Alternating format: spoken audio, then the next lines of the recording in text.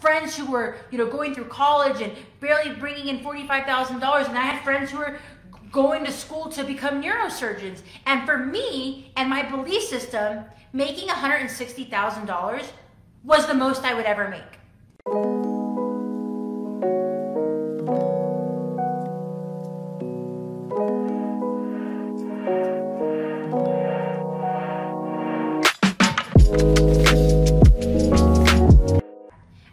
I'll take my finance school because I feel pretty confident about that. I'm gonna walk you guys through my belief system in finance today, right? I'm gonna walk you guys through where it was when I first started this journey. So most of you guys know I owned a very large salon here in our city named Illusions, and it was a wonderful place to work. I had about 23 employees there, and it was my passion. I loved doing it, and I loved helping people, and I loved growing and building that business. And making $200 an hour was huge to me back then. In fact, I felt very accomplished making that $200 an hour. And it was something that I prided myself with. And I thought that I was at the top of my income bracket. And just to be pulling in, $150,000, $160,000 a year was a big deal for me. It was a huge deal for me. I had friends who were, going through college and barely bringing in $45,000. And I had friends who were going to school to become neurosurgeons. And for me and my belief system, making $160,000 was the most I would ever make. Maybe with price increases and inflation, I may, have gradually climbed that ladder. However, back in the day, that was something that was adequate for me. That was something that I believed in, that I was at the top of my tier bracket, right? Well, I had a very, very, very rude awakening. And I wouldn't even say rude awakening. What did I teach you guys about challenges? And what did we talk about earlier, right? Sometimes when things happen and they look like tragedy, really it's an opportunity to learn and grow. And so Mr. and Mrs. Lead, so let me fast forward here. That was making a lot of money. By the way, I was 7 days a week. I was trading my time for money. I was exhausted at the end of every day. My family was at an all-time low. My fitness was the lowest it ever was. I was over 200 pounds. I was very unhealthy. I couldn't breathe. It was horrible. It was just, even going back to that time, I'm like, woo, thank God I implemented some new belief systems. Thank God, because I go back to that time and I thought to myself, wow, look where I'm at today because of me changing those belief systems. And so I fast forward 6 years, and I go, 160,000? Yeah, it's good. Don't get me wrong. It's good, right? It's good. Most people can live off of that very well. I think that's a very great income bracket. However, I now understand my worth and my belief system associated with my finances. And I understand that my time and my husband's time it's incredibly valuable. And I have to be very cognitive and very conscious of who I allocate that time to, and who I allocate and where I allocate my energy. And so for me, $160,000 being completely depleted in all other F's, the other three F's, seemed like an okay deal back then.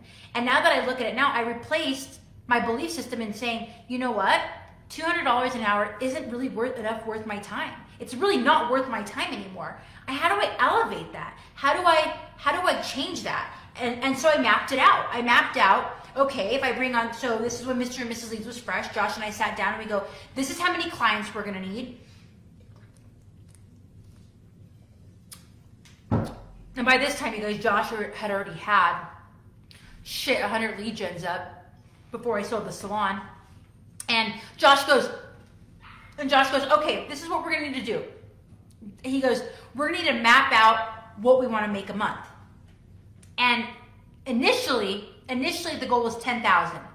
We hit that with Josh and I and our belief system.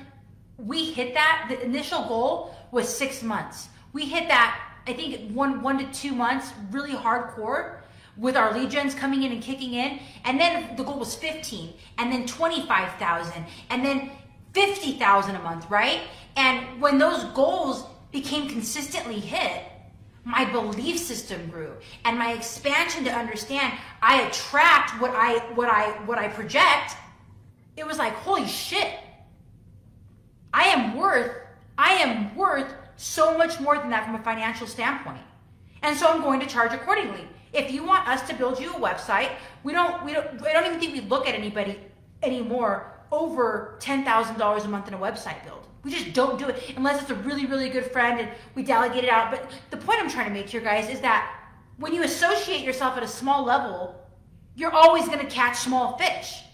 But when you have the belief system and we're talking finance here, we're just in this finance group. When you associate yourself with big fish, you become big fish. So many people just don't understand that they're worth so much more.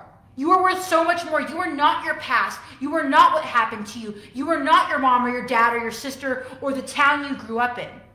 You are a direct reflection of the actions and the choices you make every single day.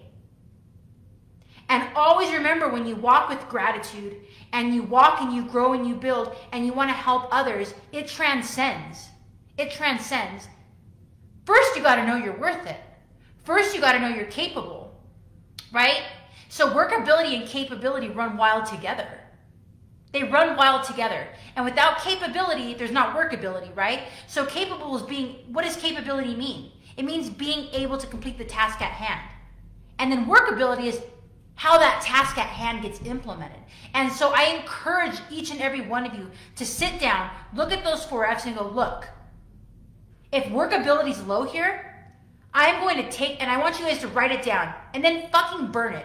If they're not what's building your life, if they're not helping you elevate your career, elevate your well-being, elevate your spirituality, you guys, if those beliefs are disempowering, let's get rid of them and create new habits.